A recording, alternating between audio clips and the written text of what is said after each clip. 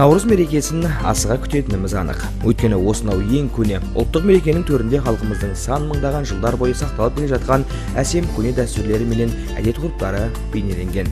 Көктемгі күн мен түннің теңелуінде ашу мен реніш ұмытылады. Наурыз мейрамының берекесін, мерекенің қуанышын ағайын туыстарымызбен, достарымызбен дәмді тағамдарға толы дастарханда бөлісеміз. Бұл күні біз наурыздан наурызға дейінгі жаңа мақсаттарымызды жоспарлаймыз.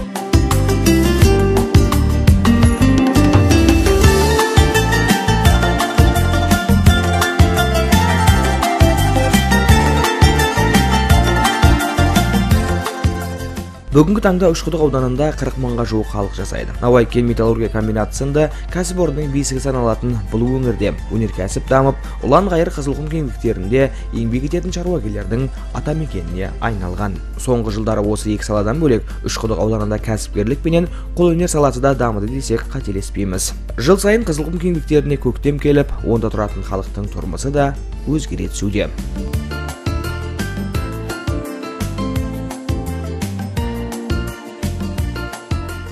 Наурыздан наурызға дейін Үшқұдық ауданында 2 мектепке дейінгі тәлім мекемесі, 9 орта мектеп, 1 денсаулық сақтау нысаны пайдалануға тапсырылды. Ауданға қарасты Абай, Достық, Әйтім, Мұстақилік мақалаларында мемлекеттік жекеменшік серіктестік негізінде көп қабатты тұрғын үйлердің құрылысы аяқталып, тұрғындар игілігіне берілді. Заманалық құрылыс материалдарын пайдаланған бұл көп қабатты үйлердің бірінші қабаты махалла, әділия бөлімі, қоғамдық қабылдау, қолөнер орталықтарына айналған.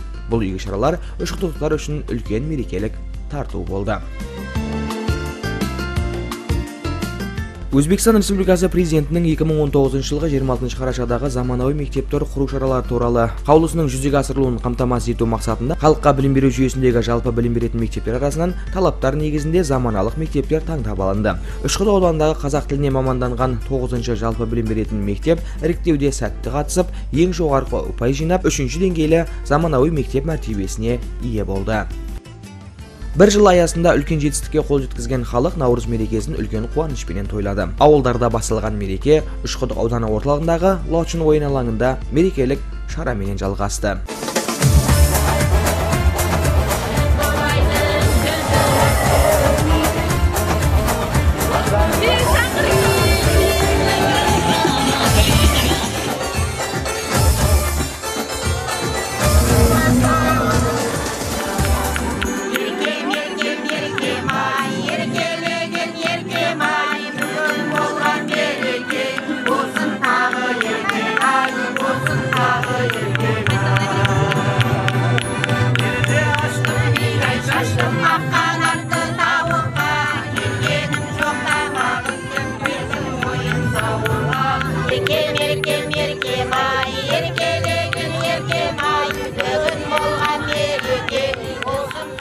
Өзбекстан бойлап наурыз мерекесі тойланып жатыр.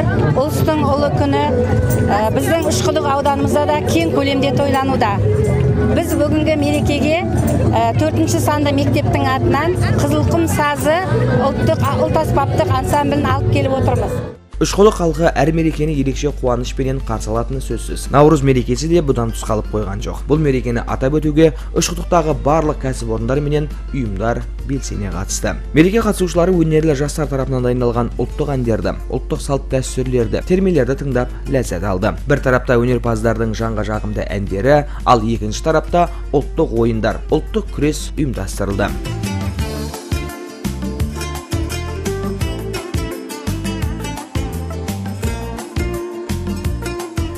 Үшқұдықтың алып кәсіпорны солтүстік кен басқармасы бөлімшелерінде жұмыс істейтін қыз-келіншектер аспаздық өнерін мереке күні көрсете алды. Олардың қолынан дайындалған түрлі тәттілер, мерекелік тағамдар көрген көзді қуантатыны рас.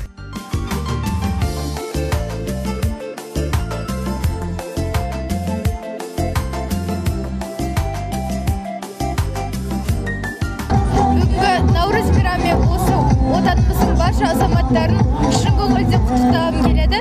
Наурыз бұл халқымыздың ежелден келе жатқан бір керемет мейрамдарының бірі.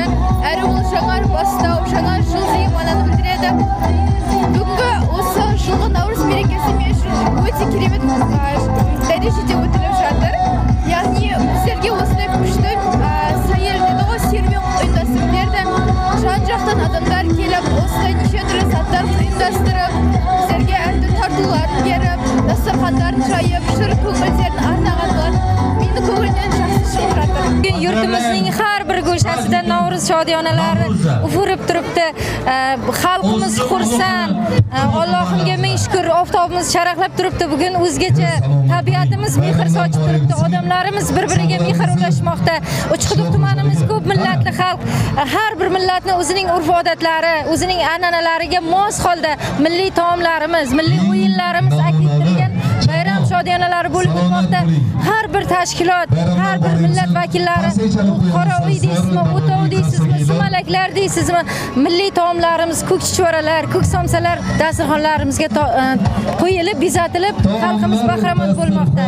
Mana shunday yurtimizga mehr, saxovat bayram, Navro'z kayfiyati doimiy hamroh bo'lishini tilab qolaman. Navro'zdың айрықша тәлім-тәрбиелік, үлгі-өнегелік, сән-салтанаттық, мәрт-жомарттық, қадір-қасиеттік нышан белгілеріменен таным ұғымдарының үлгі түрлері өте көп. Оның барлығы әр адамды жоғары саналыққа, әдептілікке, өнегелікке, бауырмалдыққа, көрегенділікке, ізгілік пенен білімділікке баурайды. Науруз мерекесін асыға күтетініміз, ерекше әсірлі көретініміз де содан болса керек. Biz bu bayram bilan barcha tengdoshlarimizni tabriklayman. Doim ana shunday yaxshi kayfiyatda hammamiz yaxshi bayramni, bayramona tantanali ravishda kutib olib, mana yaxshi kayfiyatda o'tiribmiz. Navro'z chiroyli bayram. Biz bayramni juda ham yuksak darajalarda kutib olamiz. Kecha havomiz bulutli havo bo'lib turgandi, bugun juda ham chiroyli. Havoni yoqimli shaboda esib turib, quyoshlar charaqlab turib, biz Navro'z kayfiyatini yaxshi niyat bilan, yaxshi tantana bilan kutib olmoqdamiz. Quydagilar tug'ish kunlarim shug'ullanib kelyapman. Hozirgi kunda shu Navro'zdan Navro'zgacha 1 yil mobaynida respublikaga chiqib, Ishbilarmon ayol 2021 ko'rik tanlovida viloyatda 1-o'rinni olib, respublika miqyosiga chiqdim. Bundan tashqari, yoshlar festivallarida qatnashib, mana shu gilamni to'qishda davom ettirib kelyapman. Hozirga qadar 15 tadan ziyod shogirdlarim bilan o'z faoliyatim yuritib kelyapman. Gilamlarimiz asosan tuya juni va qo'y junidan mahsulotlardan ishlab chiqariladi. Kelajakda niyatim Zulfiya xonim mukofotini olish baxtiga muyassar bo'laman degan umiddaman. Облыстың солтүстігін мекендеген көп ұлтты халық ұлыстың ұлы күнін міне осындай зор қуанышпенен атап өтті. Ынтымағы менен бірлігі жарасқан елде осындай мерекелер өз жалғасын таба берсін. Әр күніміз Наурыз болсын ағайын.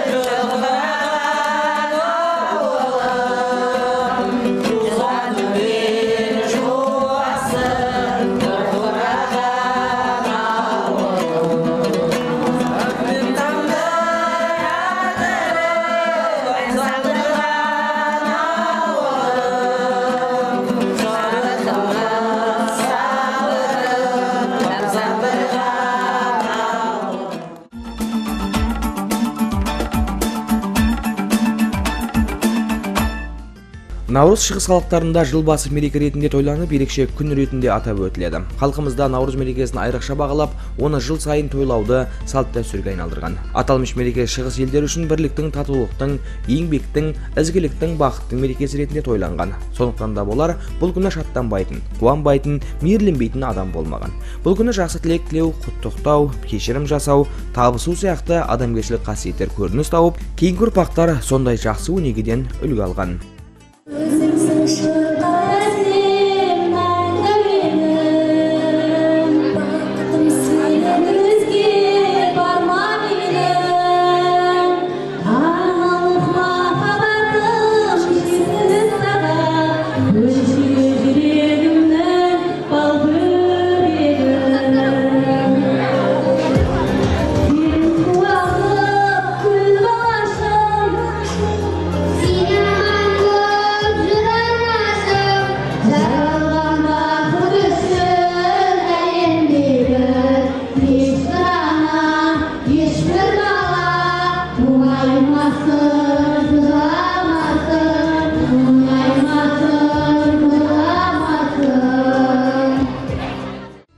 Облыс орталығынан бастау алған мерекелебі Кенемех ауданының алыс Баймұрат ауылында да есіп, оған Баймұрат ауыл азаматтар жиынына қарасты барлық ауылдардың тұрғындары қатысты. Сол күні мереке қатысушылары ұлттық киімдер киіп, өз бойындағы дарыны менен өнерін дүйім жұртқа паш етті. Әсем әндер мен билер орындалып, мерекелі көңіл күй орнады. Қазақ халқының қыз ұзату, келін түсу, құдалық сынды ұлттық салт дәстүрлері көрсетіліп, сан ғасырлардан бізге жеткен бай мұрамыз ұлыстың ұлы күні қайта жаңғырды.